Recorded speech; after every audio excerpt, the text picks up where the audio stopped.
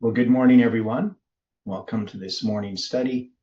And we're going to continue where we left off yesterday. But before we do, let's have a little prayer. Dear gracious Heavenly Father, we invite your presence as we open your word together. And we're so thankful that we can be here this morning. We know, Lord, that you have light for us in this dark world. We know that there's much that's happening around us. Help us to be aware of the opportunities that you give us to share. And we thank you for your providence and help in our daily lives. So we pray that you can be with us in this study, and that your Holy Spirit can speak to us, and that we can receive your power and strength for this day. And we pray this in Jesus' name. Amen. Okay. So yesterday, I got a bit carried away. We went a bit overtime, which doesn't usually happen, especially when I had to get somewhere. So I had to run, which was good because I was running to go exercise, but I had an appointment with someone. So it still turned out okay. Now, we were looking at the thing that I was looking at right at the end of the study was the word inquired, 7592. I was doing some math. 7592 inquired just means asked. It's a pretty common word. So I think it's sha'al. Yeah, sha'al. So yeah, and you can see in one place it's spelled inquire, the place inquire. I don't know. Is there a difference between the word inquired and inquire? I don't know. No idea. It's one of those words that confuses me all the time about it. Just how to spell it, because I see it spelled both ways. Now, this is the one, of course, he's inquiring of the Lord, who asking whether he should pursue. And he says, thou shalt pursue, for thou shalt surely overtake them, and without fail recover all. So, I've looked at these Hebrew numbers, tried to figure out one thing we know is if we add 5381 to 5381, we get 10,762. And then if we add 5337 to 5337, we get 10,674. So the difference between those two is 88. And of course, 88 is a symbol dealing with the priests and Levites. So whether that's relevant or not, whether, in this. Sure it is. Well, in this context, whether it's giving us information that's useful or not, I don't know. Now, the other thing that we have is inquired. If we count that number from the time of the end, November 9th, 1989, it brings us to June 25th, 2002, which in itself isn't particularly important, but as a symbol, where does it bring us? 7, I may be getting this mixed up. Yeah. So, no. 2002 or 2022? No, just 2002. So, yeah, it brings to June 25th, 2002. No, that's not right either. No, it brings us to getting all these different dates mixed up. So, I'm going to count this again. So, somehow I didn't put it in here. I know why. While you're doing that. Oh, yeah, June 25th, 2022. That's right. Okay, 22. that's from 9/11. Okay, that's why. Yeah, Dwight? Regarding the number 88. Yeah. Aren't there 88 keys on a piano? Yes. Now. Yes. Yeah, so we relate it to Palmoni as well, just because we know that 8/13, there's 8 notes in an octave, a diatonic scale, and in a chromatic scale, there's 13 notes if you count the first and last note. So 88, because 80 keys on a piano, relates to that as well. But it's also from First Chronicles chapter 29 or Second Chronicles? Second. Second Chronicles, yeah. Okay. Yeah, Dwight, what else? Okay, to answer your question versus the I versus E inquire, Yeah. in the King's English, the I inquire is traditionally reserved for formal or official investigations. Like an inquiry. Correct. Yeah. Okay. With what some would call colonial English, the E inquire is rarely used, but in the King's English, it is preferred for general questions and informal matters. Okay. Okay, so that doesn't. I think people can use either one, though. Is I think kind of how it is. It just doesn't. Well, if you prefer to use colonial English, yes. Yeah.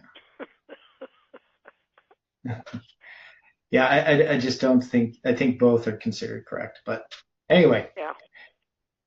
Now, so if we count from 9/11, 7,592 days, we get to June 25th, 2022. I don't know of anything particular about June 25th, 2022. I know it's a Sabbath, but the Mayan date, 9/11/13, is obviously the midpoint between 9/11/2001 and 9/11/2025. Right? So just as a symbol, it gives us that 9/11/13 in the Mayan date, right? Because that's 1309/11/13 is the Mayan date. So June 25th doesn't particularly mean anything to me as a symbol or anything. None of the other dates particularly have any significance. But the fact that presentations on well, that? there might be, but I haven't looked at that yet. Yeah, in 2022, we would have been doing understanding the lines. That would have been one of the studies in there, but I just don't know particularly what the significance of that date. But 9/11/13, the fact that just shows up because we're just dealt with the 24th anniversary of 9/11. With the day after Charlie Kirk was assassinated. So to me, just in that context, that 9/11/13 symbol becomes significant, the midpoint. So the idea here, this inquiring at the Lord, shall I pursue after this troop? And then he's supposed to pursue because he will surely overtake them and without fail recover all. So the idea that we were having yesterday, at least we discussed a little bit about what this means. Are we to pursue, right? That's the question that we would be asking right now in the context of what has happened last week. Okay, but we have these numbers, 5381, whether they're significant, they're doubled. Normally we just add them together. We have a span of time, right? But they don't produce any dates, as I tried to count them all out, that I think are significant. I think we get an October 8th in there somewhere, but so an 8/8. Can't remember which one that was. Was it October 8th? No, that was a different number. What was that one? Don't know why we got October 8th, 2002. Oh, I see. Yeah, okay, that's what I did. I also put, if you go 12/19, 9/11/13, that is, if you take the Mayan date, 13/09/11/13, and you go one whole, guess what are those things called? Not the first one, but the second one. So that's 7,200 days earlier. You would get 12/19, 9/11/13, and that date is October 8th, 2002. So that gives us the 8-8, or 8-8 in the sense of October as being 8. We could also say it's 10-8, which gives us that 1/10 of an hour. That would be another way of looking at it. Okay, that's interesting. So I don't know. Any other thoughts on that? Any thoughts about that? Those symbols? So if we're to pursue, if that's July 18th, inquiring after the Lord about shall I pursue, is this recovery of these wives, is this a message to us regarding what we should do? Are we to pursue? And what would that mean? And we know that they're going to find an Egyptian in a field, right? After 200 wait by the stuff, and they're going to feed him, right? So they're going to make him eat and drink water, and they're going to give him a cake of figs. So they're going to give him some figs and 2 clusters of raisins.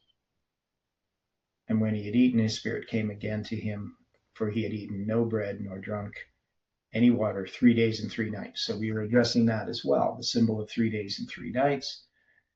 What does that mean? In the context of this story, in the context of what's happened. So, I've scratched my head, well, literally scratching my head over this to try to figure out what it would mean. And then David said unto him, to whom belongest thou, and whence art thou? And he said, I am a young man of Egypt, servant to an Amalekite, and my master left me because 3 days agone I fell sick. So he was one of the Amalekites' servants, but he's from Egypt. So what does that mean? Right? Again, all of these symbols, and then 3 days agone he fell sick, right? So he hadn't eaten for 3 days and 3 nights. Now it's kind of strange. 3 days agone I fell sick. Well, yes, I understand, but why is there no Hebrew number for there? Right? So wouldn't they normally put that in italics? Because he just fell sick. So there's nothing about agone in the Hebrew, right? At least I don't think that you can have, I fell sick. It's just the word is, I'm sick, right? So, I was sick for 3 days, right? But anyway, it's just how they translated it. So 3 days ago he fell sick. It says he hasn't eaten for 3 days and 3 nights. So we can see that that's intensity, because 3 days, and that would have been 4 days ago, right? In how they would look at it in time. So it's just an example showing us that 3 days and 3 nights does not refer to 72 hours. So when he fell sick, they stopped feeding him because they just left him, right? So what could this possibly represent? I need some ideas. Is there any way we can contrast between the way we're supposed to treat folks that are, well, in this case, he was brought into the fold, and the world? Okay, so he's an Egyptian. You're using that as the world. Yeah. Yes, ma'am. You know what? This also reminds me of, and also the attitude of the people that were scorning those that stood by the stuff. Reminds me of that parable in Matthew 20 about the times that the workers were hired, and the ones that were hired last were really vilified. Mm-hmm. Yeah, that's what came into my brain too. Okay. Matthew 20 verses 1 to 14 or whatever. Okay. The resentment that some people have because people come in late to the movement, right? I know I was one of the latecomers. Glad nobody scorned me. At least not at that time. Yeah, so we know agone means ago, right? It's just past tense. But it's just not in the Hebrew, is my point. So now the Egyptian means double straits, right? So the idea here is that there's 2 places, Upper and Lower Egypt. Okay, that's what they think that it refers to, the doubling of it. So the Jews referring to it as Mitzrayim. So the double straights. So it's just kind of a strange, I mean, whether we're going to use that meaning of the word or we're just going to use the general symbol of Egypt being the world. I don't know. Yeah, what also comes to me is when Paul was saying, I am in a strait betwixt two, whether to remain living in the body, right, or to go to die. In one of his statements to one of the churches, I don't know, or maybe all of the churches. Well, that just came into my head now. So yeah, I don't know. Are you going to make, what choice are you going to make? Are you going to be more useful remaining as doing what you're doing, or is it your time to depart, so to speak, to be put to sleep? Mm-hmm. Yeah, I mean, but I think that's sort of a different meaning of the word straits, though, right? Yeah. Yeah. So here, double straits refers more to a geological feature, like the Strait of Gibraltar, right? So water passing between two bodies of land. Now they're going to, of course, happen upon this guy as they're going to chase the Amalekites, right? And he's going to give them a little bit of information. We made an invasion upon the south of the Kerethites. So the Kerethites, Kerathim, what is that particularly? Executioners? A group of foreign mercenary soldiers serving as a bodyguard for King David, also executioners. Okay, so it's either a nickname for Cretans or Proto-Philistines in general. Okay. And upon the coast which belongeth to Judah, so the border of Judah, and upon the south of Caleb, and we burned Ziklag with fire. So they had this basically four things that he's done: an invasion on the south of the Kerethites, upon the coast which belongeth to Judah, upon the south of Caleb, and burneth Ziklag with fire. So these four things are what they had done. And David said to him, canst thou bring me down to this company? And he said, swear unto me by God. So they're ever going to have the oath, right? 7 times. That thou wilt neither kill me nor deliver me into the hands of my master, and I will bring thee down to this company. Okay. So there's a lot of stuff here. Well, while we're pursuing different meanings and what the time spans stand for, don't we find other things that are really interesting? Yeah. No, we don't expect, like the meme, for example. Who expected to find that, or who expected to focus on that? And we searched it out, and we found it had great meaning. And then, as we're looking for other things, we find other things besides what we're looking for. Okay. Yeah. And as far as what, we're doing, so we're studying, but the purpose of this is here with David is that the wives have been taken and a lot of their stuff taken, right, by the Amalekites.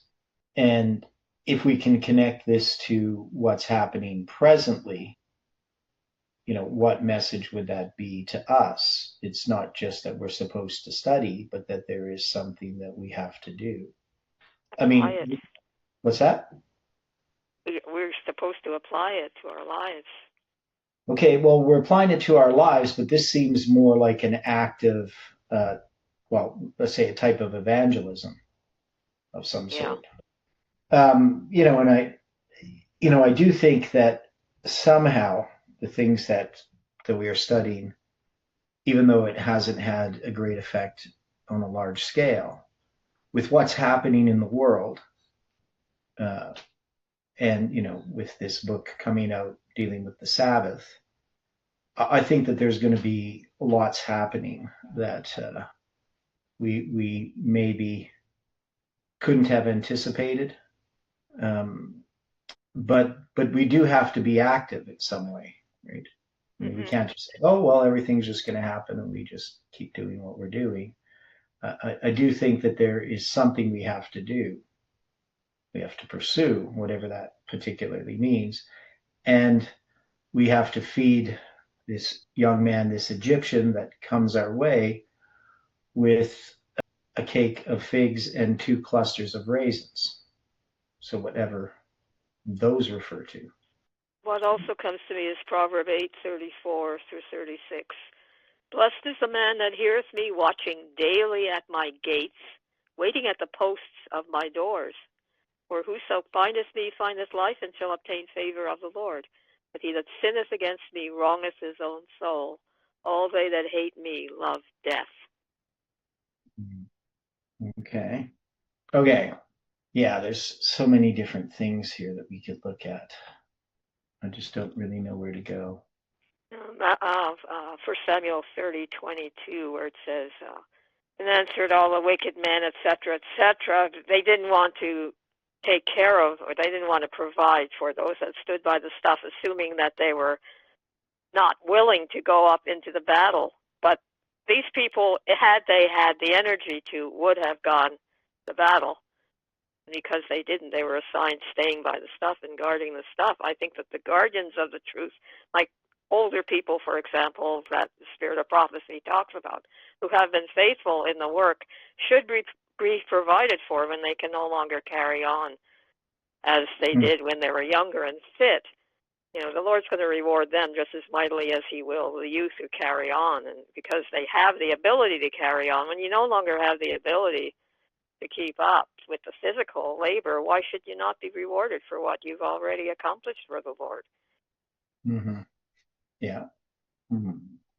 And David keeps crediting the Lord with it, with the victory. You shall not do so, my brethren, of that which the Lord hath given us, who hath preserved us, I mean all of us, and delivered the company that came against us into our hand. Like he gives credit to God entirely. He's not saying, well, with our own might we have accomplished so and so. That's something to really take note of too. Whatever good we do, it's definitely of God. Mm-hmm. Okay.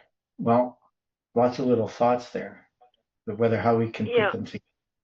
The mainstream seems to want to toss it all aside. Everything that led up to the church is to be set aside now. So what are you standing on then? If you destroy the foundations, you have no foundation. Mm-hmm. This is what was, I won't use the term I was going to use, but it really deterred me from continuing with the church, because I saw it was heading to dismal destruction. And I really needed to find something better. Yeah. So we have the Amalekites, right? So we know that Amalek is going to be the ones that attack the rear of Israel as they're fleeing Egypt. That there's going to be a curse upon the Amalekites, that they're going to be destroyed, right? That is delayed for 400 years. And Saul is supposed to destroy Amalek, but he doesn't, right? He doesn't completely accomplish the task. So Amalek still exists. Now, Amalek's going to be the one that takes away David's and his men, take away their wives, right? Now, he had a battle against the Amalekites. This time when he goes with Achish, king of Gath, during that time, the Amalekites are then going to come and do this. So we know that David had, if he hadn't, well, there's lots of, if he had done things differently, things would have been different. But here in this case, he has a type of God's providence, a deliverance from his quandary that he's in. But during that time, there's still a consequence of that these wives are taken. But they're not going to be killed, right? And they will be able to get their stuff back from the Amalekites, including the wives, right? So then they run into this Egyptian, right, who's hasn't eaten for 3 days and 3 nights. 3 days ago, he had got sick. And so they find him, and he's going to then lead them to where the Amalekites are, with a vow, an oath, 7 times, right? That that he's not going to be delivered into the hands of his master, and so he can lead them down to where they're going to be. Right. So that's all of those details. Yeah, and then we have the 400 and the 200. Okay, what's Kelly saying here? Yeah, I don't know if I'd take the 200 yards because it's not 200 yards. It was about 150 yards. That's just the initial report said it was 200 meters or something like that, or 200 yards. But yeah, it was closer than that. So I don't think I would connect that. But that's, Kelly just asked about it. And we don't have a 400 there. So just the 400 and the 200, which is 600, is just a division of 600. I don't know what to do with that, but we have that as another detail, right? So you got the people at the brook Besor. So lots of different things that we could look at as symbols. Yeah, I wish I had more answers on this. Okay, and then David defeats the Amalekites. And when he had brought him down, behold, they were spread abroad upon the earth, eating, drinking, dancing, because all the great spoil that they had taken out of the land of the Philistines and out of the land of Judah. And David smote them from twilight, even unto the evening of the next day. And there escaped not any man of them, save the 400 young men which rode upon the camels and fled. So if we're going to deal with twilight, that would be evening, right? It's a period of evening after the sun goes down.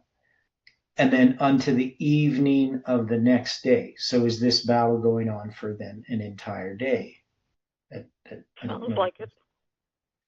Yeah, well, whether that's correct translation or not. Let's see what different. So here it says David attacked them just before sunrise the next day and fought until sunset. So I kind of think that they're not fighting during the night, it's just during the day, which makes more sense to me. Because twilight, well, I normally think of twilight as the evening, but twilight could refer to the morning. But that just, and what does it say in Hebrew? So we got this word neshef, the breeze, dusk, or dawning of the day. So it can be morning or evening. Okay, with the mem preposition or prefix as a preposition.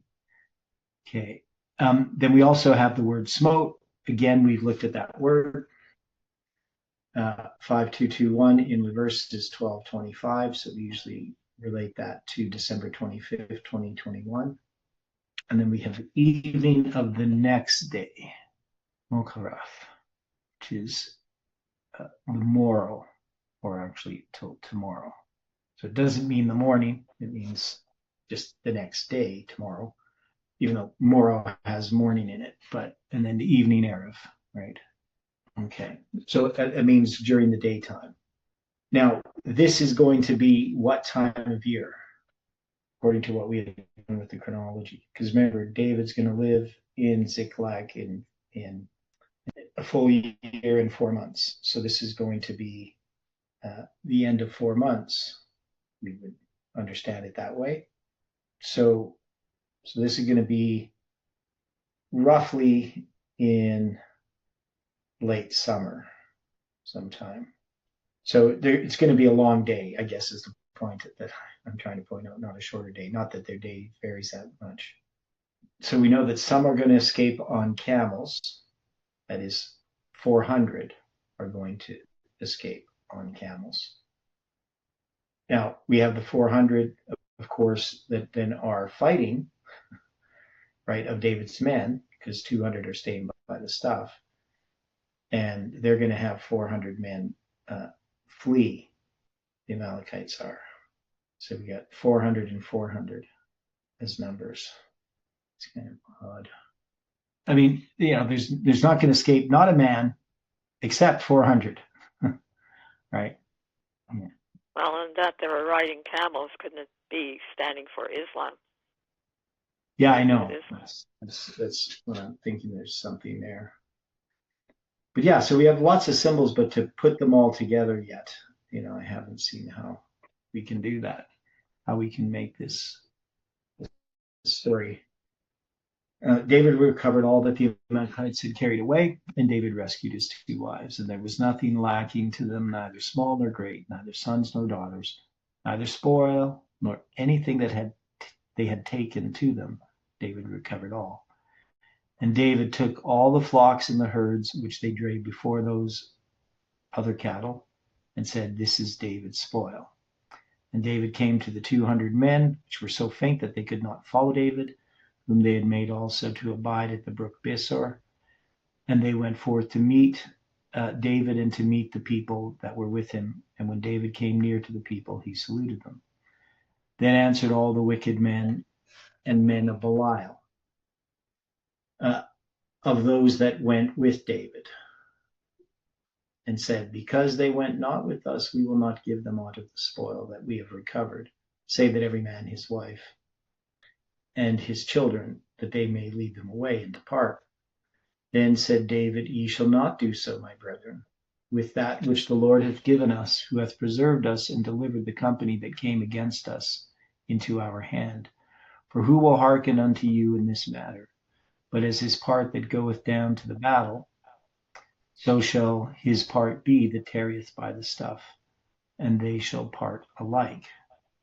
And it was from that day forward that he made a statute and an ordinance for Israel unto this day.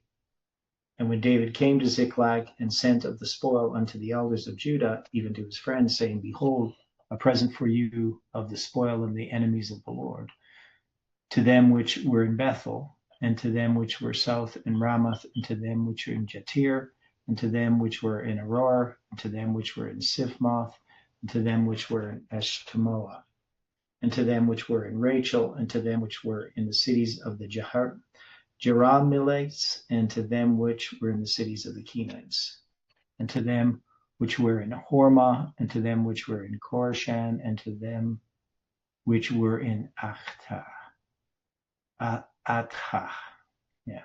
and to them which were in Hebron, and all the places where David himself and his men were wont to haunt.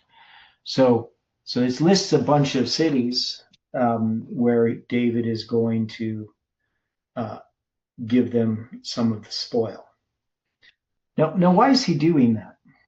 Well, it says he sent them to his friends. Well, to the people who had befriended them, that had helped support them during the time he was fleeing from Saul, is my understanding of it, right? Sounds like it, yeah. Okay, now Saul is dead. Does David know that Saul's dead at this point? Or is Saul dead at this point?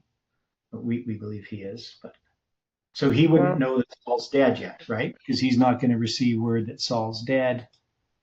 We're going to have the death of Saul listed here, but we assume from based on the spirit of prophecy. Yeah, 2 Samuel 1:1 says, after the slaughter of the Amalekites, when David was returned from the slaughter of the Amalekites, the third day somebody came to tell him of Saul's death. Yeah, so the next chapter is going to tell us about the death of Saul, but Saul had died earlier, right? It's not going to tell us this story in order, right? So it seems. Chronological. Because Ellen White's going to put the death of Saul earlier in that earlier battle with the Philistines, right? So, but the Bible's not going to tell us about that because it's addressing David, what's happening with David. Then it's going to come back and tell us about the death of Saul. And in the next book, 2 Chronicles, it'll tell us about David hearing that Saul had died. So it's putting this story not chronologically in a strict sense, but just thematically. So it's telling about the death of Saul, because Saul has died already, and then it's going to tell us that David hears about the death of Saul. So they have to tell us about the death of Saul, how it happened, so that when we get David hearing about the death of Saul, we know that the story that's being told him is not the correct story, right? Because he's going to be told a false story about how Saul died, because this guy feels that he's going to get a reward. So the one thing we can say in chapter 30, so I know we're going to have to come back to a lot of this stuff and sort through it. But we know that David at this point doesn't know Saul has died. So he's doing this not so that he can gain favor with the people, because he's going to become king, right? He's just doing this out of thankfulness for those that have supported him, is my understanding of it. Right. So it's not some kind of political plan, right? He's not trying to, gain favor at this point. But it is going to be something that as time goes on, David is, in order to become the king of all of Israel, it's going to take a bit of time, right? Mm-hmm. Basically 7.5 years, as we understand it. Now Kelly had brought up, Charlie Kirk personally received a great controversy on March 28th by Ivan Raj. So there's a fulcrum article. Now, of course, he knows about Adventists already. So, anyway, this guy makes a comment. So is it the article itself? Charlie Kirk used to speak at Adventist, this Adventist group, Wisdom Pearl or something like that. Okay. He spoke. So anyway, yeah, I'd heard that he had received a great controversy. I don't remember where I heard that. Might have seen this article. I can't remember. So lots happened in the last week. So we're going to have to come back to chapter 30. I just don't really know what to do with all of that. We see a bunch of symbols that are related to this time. And, this inquiry is important. So now we have the death of Saul. Now the Philistines fought against Israel, and the men of Israel fled from before the Philistines and fell down slain in Mount Gilboa. So we know that this is earlier, right? So this isn't after, right? This is earlier. How much earlier? Well, I would say, a number of days at least, right? So it's some period of time. So we know that David and his men are going to separate from the Philistines, right? The Philistines are going to go down to this battle. It's going to be in that battle that Saul is killed, but they're not going to be involved. They're going to then travel, and I think it said 3 days or something like that. So anyway, when they get back, their wives are gone, and then they're going to pursue, and so we know that they're going to find this guy who's for 3 days hasn't eaten anything. And then they're going to go back and find that, they're going to go back, and then he's going to distribute all of this stuff to different people before chapter 1. So how the timelines of this, often when you're reading in the Bible, and then Kelly has more there about Wisdom Pearl Conference in Arizona. So they were talking about the seventh-day Sabbath. So you can read that. I don't know what the Wisdom Pearl Conference in Arizona is. I'm not really sure what a melting pot of truth seekers is. Yeah, I was in touch with them months and months ago. I'd actually forgotten about them since I'm no longer on Facebook. Okay. So it doesn't seem like they're Adventists, right? It's something else. And then, so they were invited, and people are keeping the Sabbath. Several people decided to keep the Sabbath as a result of the meetings. I don't know. Charlie Kirk shared his journey in discovering Sabbath rest on Saturday. He initially discovered it through his Jewish friend, Dennis Prager, which I know because I saw an interview with Dennis Prager where he talks about that. Charlie studied it out and found that the Sabbath was instituted at the Garden of Eden and that Sunday sacredness was established by the Catholic Church. He saw the beauty in keeping the fourth commandment and how it helps us keep the other 9. The temptation to break the other laws when lessons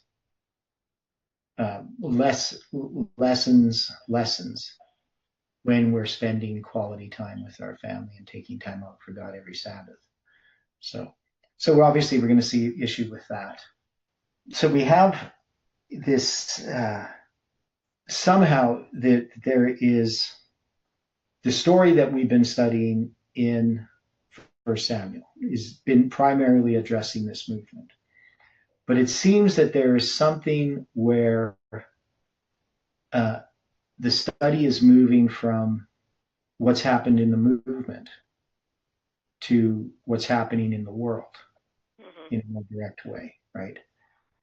Well, we can see that. Yeah, It's so we been can see moving that way more and more. Yeah, so first it's focusing upon our errors and mistakes, the things that we have done wrong, our sins, our disbelief. We can see that in July 18th, David representing July 18th and those connected with July 18th. But David is this transfer from Saul to David is also a transition from the message that's been centered upon the movement to this message going out to the world. And of course, this situation with Charlie Kirk has, well, it's changed the world, right? The world is not going to be the same place, just as 9/11 changed the world, or November 9th, 1989 changed the world. You see this major shift. And so now we're going to have the death of Saul. Now we're saying that has to do with FFA. What exactly it has to do with it, what it means that David finds out about the death of Saul, how, and then the different aspects of this message, how those are going to apply to what's happening in the world, I don't know, right? So there's lots of stuff I don't know, but the one thing I don't know is what's going to happen and how it's going to happen. So anyway, it's going to bring us back to this story. The Philistines fought against Israel, and the men of Israel fled from before the Philistines and fell down slain in Mount Gilboa, right? So we got Mount Gilboa, that's 1533. So we already looked at this before. That's pretty significant. And we looked at the 1533 days we had in this movement. And where did we place the 1533 days? Do we remember? I wish I did. Okay. So we had counted them. Let me see. I'm trying to remember myself. Yeah, so we counted them from January 14th, 2017 to March 27th, 2021. So just to be clear, on January 14th, 2017, Jeff is going to be at Glen Park Hall on Glen Park Road near Warburg. So it's between Warburg and Thorsby. And in that presentation, he's going to give us this new information about Raphi and Panium. In particular, the prediction of the pandemic, right? And that's going to occur between midnight and the midnight cry, which at that time we didn't have any dates for, but later we applied those dates to November 9th, 2019, and July 18, 2020. And so the pandemic does fall between those dates, right? So that's going to be the start of the pandemic. And then we have the 1533 going to March 27th, 2021. We know that March 27th ends up being the end of that structure with the Levitical chiasm. So you're going to have 441 days or 63 weeks from January 11th, 2020 to March 27th, 2021. Right? So that 1533 becomes a symbol in that history. Now we also had, there was another one, I'm trying to remember. I think it was just the 1219. Oh, yeah. Then we also had 1533 days from November 9th, 2019 to January 20th, 2024. So that's going to be 1 year before. So that's going to be 2024. So, well, okay. So we had that 1533. There must have been more to this. Oh, okay, that's what it is. November 9th, 2016 to January 20th, 2021. So to the inauguration of Biden. So it's 219 weeks. And then November 9th, 2016 that's going to be Trump's Trump's election in 2016. Yeah. So there's 1,533 days from when Trump was elected, declared the winner in 2016, to Biden's inauguration on January 20th, 2021. Okay, so that's what that was, 219 weeks. And then I also have from January 14th, 2017 to December 25th, 2021. So I'll just show you this here. This helps if you can see the picture. So this 1533 has two different spans in it. So you can see, if I make this a little bit bigger. Now, I have here that when we count from November 9th, 2019, we got the 777 days to December 25th, 2021. And of course, the significance there is that's where the one is, right? So part of this has to do, the 1533 has to deal with the understanding of Rapha and Panium, right? That's one thing that it does. And then it also connects to the election of Trump and Biden. But we can see there's the November 9th, 2016 and the November 9th, 2019, both those November 9ths in there, plus the November 9th, 1989. There's 1,533 weeks to March 27th, 2019, which is the center of those two dates, 10/13/18 and 9/7/19, part of the Levitical chiasm. So there's a lot more to this structure. It's a fairly complex structure. But we can see the 1,533 weeks, the 1,533 days has two periods, and that these connect to November 9th and to March 27th and to January 20th and to December 25th. And December 25th at the end of this line is when Colin presents the riddle, right? Remember, he's going to say 5 are fallen, 1 is. But he's going to say that the one that is Trump, right? Yeah, he still is. Yeah, but the problem is that Trump is not the one that is. Oh. Is he? Nope. Right? Because Trump is already fallen. And so at the time that we come to understand the riddle as applying to the 7 kings being the presidents of the United States, we cannot say, because the prophet is there at the time that it's understood, that we cannot say that the one is one that's already fallen, right? Right. You'd have to say the one that is the one that is, which is Biden. Now, yeah, the riddle doesn't work then, right? But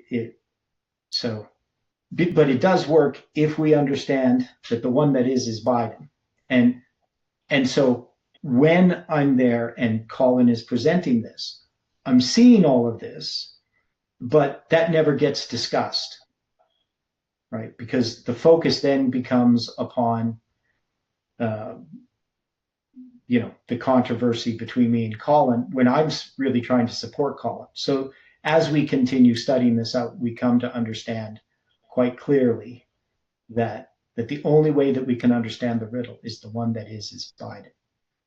And that he's doing the count wrong, right? That he's counting not from the first king of Persia as the one he's counting from, technically, the king of Media as one, right? So he's starting from Reagan, which we wouldn't do. So anyway, we know all that. We've gone through that. But then we can just say that Gilboa represents this 1533, and that in our history, this 1533 ties together all of these things, including the understanding of the riddle, right? Colin's going to use the 1533, November 9th, 2016 to January 20th, 2021, as, part of his argument for the fact that he believes that Trump is going to be the 8th, that Trump's going to be reelected or come into power, and he's going to be both the 6th and the 8th. But we can see that Trump is not the 6th. And also that the 8th can't be a president of the United States. It never says there are 8 presidents of the United States. There's 7. 7 kings. And the 8th is just the one that follows the 7, the resurrection of the papacy, is an American pope, right? So we understand all of that now. We didn't fully understand all of that then. But the point that I was making back then, that I understood, is that the one that is must be Biden, right? But we have to study that out and, confirm it. But that's where we can see the one has to be December 25th, 2021. So that's going to be 777 days after November 9th, 2019. But the reason why we have it here in this structure is because these 2 periods of 1533 days that are tying together the presidents. So it's showing us this whole transition to these presidents of the United States, the 7 kings, right? So it's showing us that the one is. Okay, so hopefully that makes sense to people. So now Kelly put there the contact. Why would we contact Wisdom Pearl? Is it just that it's in Babylon, New York? Is that the point? Is that why you put the contact information there, Kelly? Or are you telling us to contact them? What is it? Anyway, it's interesting that that group Wisdom Pearl has contact information in Babylon, New York. Yeah. Okay. So Kelly's saying that it's interesting that it's Babylon. Okay. The so Empire State. The what? Well, when I was in New York, they were calling it the Empire State. I presume they still do. They call New York the Empire State? Yeah. That's why they have the Empire State Building, which I never visited, strangely enough. I mean, I walked by it a few times. I used to work in Manhattan. I lived in Manhattan a while. Oh, really? So Babylon, the Empire, right? Yeah. Okay. Interesting. Okay. So, yeah. So lots of things to think about. Okay. So the 1533 dealing with Gilboa. Now, when we look at Gilboa, that means a fountain, right? So we already know that. We've dealt with Gilboa a lot, the swollen heap. It's made up of 2 different words, 1530 and 1158.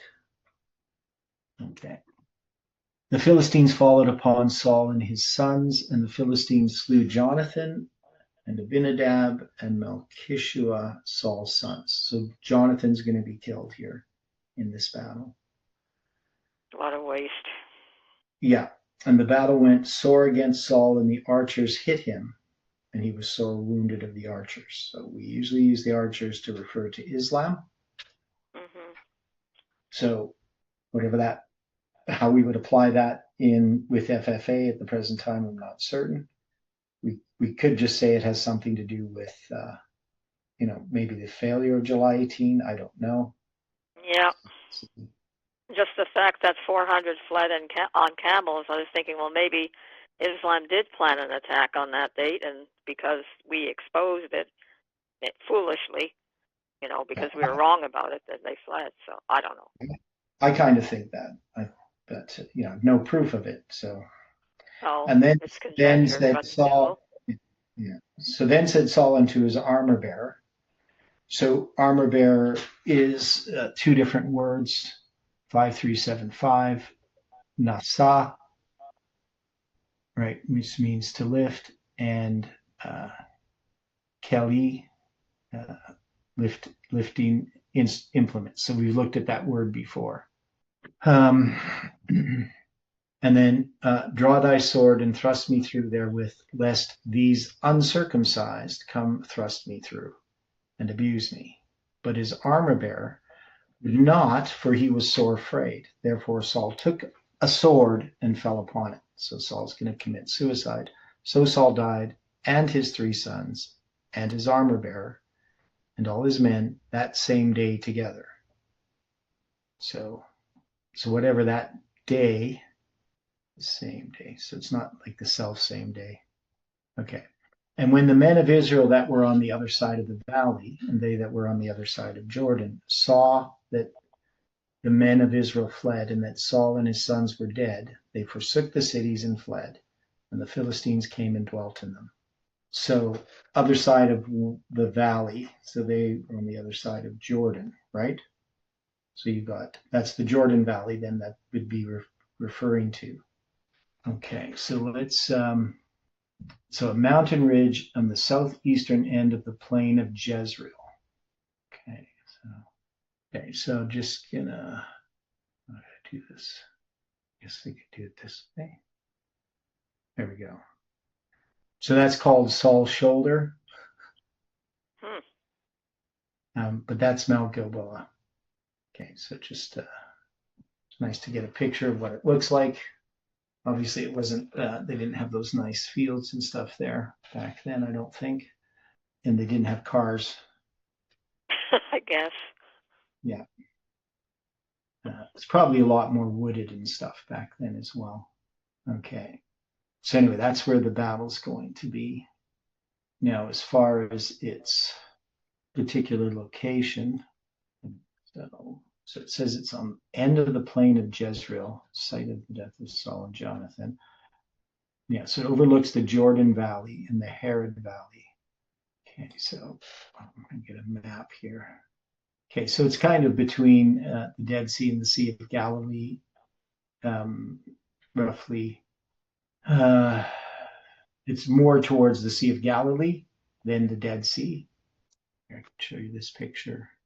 So you can see here it is, Mount Gilboa.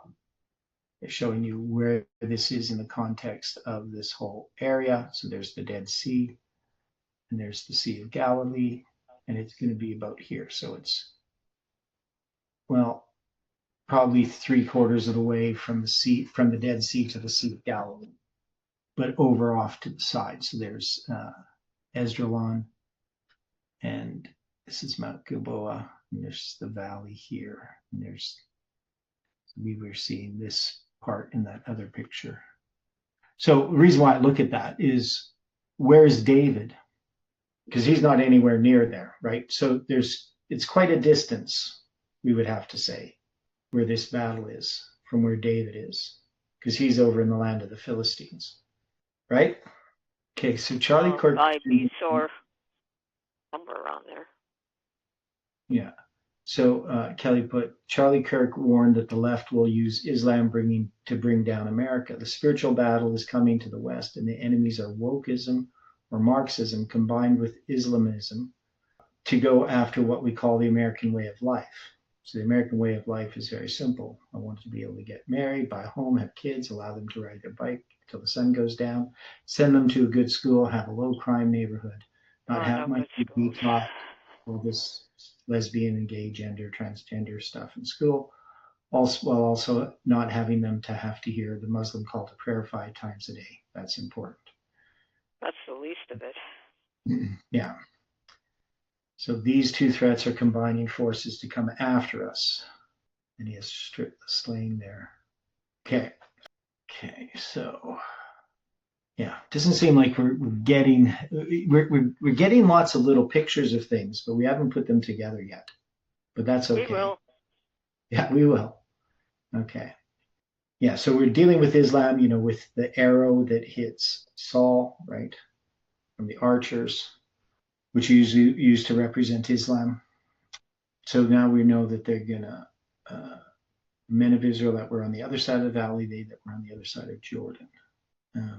Yeah, it says that Saul died with his 3 sons and his armor bearer all the same day. So it was a sudden death, almost simultaneous, it sounds like. Yeah, and it came to pass on the morrow that the Philistines came to strip the slain. They found Saul and his 3 sons fallen in Mount Gilboa, right? So they didn't know that they killed him at first until they come and find his body. So then they're gonna, cut off his head, stripped off his armor and sent into the land of the Philistines round about to publish it in the house of their idols and among the people. And they put his armor in the house of Ashtaroth, and they fastened his body to the wall of Beth Shan. So Beth Shan is the house of ease. And the inhabitants Wow. Jabesh Gilead, right? So we just Jabesh Gilead to distinguish it from other Gileads. So this is the area that's east of the Jordan, heard of that which the Philistines had done to Saul. And all the valiant men arose and went all night and took the body of Saul and the bodies of his sons from the wall of Bethshan and came to Jabesh and burnt them there. And they took their bones and buried them under a tree at Jabesh and fasted 7 days. So we got, of course, the 7 days, Sheba, and Yom for days, right? So, yeah. So there's lots of things that we could look at as symbols, but how we're going to place this, how we're going to create these lines for this, I don't have the slightest idea at this point. Well, we will as we go through it. Yeah, I know. It's just almost like there's too much. Like there's so much that we've come to understand as these symbols, so much that's happening in this story. Okay. And then we go to, so when we start looking at this part where Saul hears, or David hears of Saul's death. So obviously this is sometime afterward, because Saul's going to die. They're going to have, the Philistines are going to find his body and his son's bodies. Then they're going to put them in the house of Bethshan. And then this is going to be heard, right, by the people of Jabesh Gilead. They're going to go and recover his body, burn his bones, and bury them. And then, messengers are going to have to arrive here to tell David. So that's all going to take time. And it says, now it came to pass after the death of Saul, when David was returned from the slaughter of the Amalekites, and David had abode 2 days in Ziklag. It came to pass on the 3rd day. So again, we have all of these 3 days, and we're going to have to try to pay attention to this and figure out where these fit. And that, behold, a man came out of the camp from Saul with his clothes rent and earth upon his head. And so it was that when he came to David, that he fell to the earth and did obeisance. Now, that word obeisance, 7812, shaka is one of those words that we used. We noticed it with Saul before as well, but it symbolizes July 18, 2020. Just got the 8 and the 1 switched, right? But otherwise it's 7, 18, 20. So Saul, we had that with Saul bowing, right? Prostate. And now also we have 7218, which is just Rosh, and he rent his earth upon his head. So we got the 7218 and the 7812 in this. Plus we also have the earth, right? The ground, 776. So all of those things come together. Okay. And then just looking at some of the other numbers. Here they have the word earth, but that's a different word. That's the word Adam or Adama, right? And then 7812 for obeisance. And David said unto him, from whence comest thou? And he said unto him, of the camp of Israel am I escaped. Now, of course, his story is not true, right? Yeah. So exactly who is he? We're going to have to figure some of this out. And David said unto him, how went the matter? I pray thee, tell me. And he answered, that the people are fled from the battle, and many of the people also are fallen and dead. And Saul and Jonathan his son are dead also. And David said unto the young man that told him, how knowest thou dead or be dead? And the young man that told him said, as it happened by chance upon Mount Gilboa, behold, Saul leaned upon his spear, and lo, the chariots and horsemen followed hard after him. Leaned is also 8172. So we got another Hebrew word that has 817 and 2 in it, so July 1820. And we already dealt with the spear symbolism. And lo, his chariots and horsemen followed hard after him. And he looked behind him, and he saw me, and called unto me, and answered, here am I. And he said unto me, who art thou? And I answered him, I am an Amalekite. And he said unto me again, stand, I pray thee, upon me, and slay me, for the anguish is come upon me, because my life is yet whole in me. And so I stood upon him and slew him, because I was sure that he could not live after that he was fallen. And I took the crown that was upon his head and the bracelet that was on his arm, and have brought them hither to my Lord. Okay, so this person, this Amalekite, so how did he come upon this? Like, I mean, he wasn't there when Saul died, obviously, right? But he's going to say that he was. But they had stripped him of his armor. So how would he have got this bracelet and the crown? He must have been one of the strippers. That came out wrong. Yeah. Then David took hold on his clothes and rent them, and likewise all the men that were with him. And they mourned and wept and fasted until even for Saul and for Jonathan his son, and for the people of the Lord, and for the house of Israel, because they were fallen by the sword. And David said unto the young man that told him, whence art thou? And he answered, I am the son of a stranger, an Amalekite. And David said unto him, how wast thou not afraid to stretch forth thine hand to destroy the Lord's anointed? And David called one of the young men and said, go near and fall upon him. And he smote him that he died. And David said unto him, thy blood be upon thy head, for thy mouth has testified against thee, saying, I have slain the Lord's anointed. Okay, so anyway, our time's up for today. So we're going to have to come back to this. But yeah, there's a lot of things we have to consider. Okay. It is related, Kelly asks, is it related to the protest march in Britain? The bones, the dates, the boiled bones? I don't understand how that would relate. What does the bones have to do with the protest march in Britain? Anybody know? No, I haven't been following it. Yeah. Can't get much on these computers. Well, this Amalekite sought to buy his life and freedom by ingratiating himself with. Obviously, that sure fell apart. Yeah, it backfired. But yeah, we got to find out more about, like, how would he have got the bracelet, all that kind of things. Okay, so there are two different questions. Well, I don't know how I'd relate it. Bracelet and the crown, right? Well, one's on the head and one's around the wrist near the hand. That's something to do with the mark of the beast? Yeah, I don't know. Yeah, there's just a lot here. Okay. Anyway, we're going to have to come back to this and try to figure this out. Okay, well, let's pray. Dear Father in heaven, we are thankful, Lord, for the time that we've had this morning. We just ask for your continued presence throughout this day, that your angels can watch over each one. For those that we love and care for and that we interact with, we ask, Lord, that you can give us wisdom, and we just pray that you can help us as we think about these things throughout this day, that we can have a fresh look at it tomorrow, and that we can have your guidance. So we pray this and thank you in Jesus' name. Amen.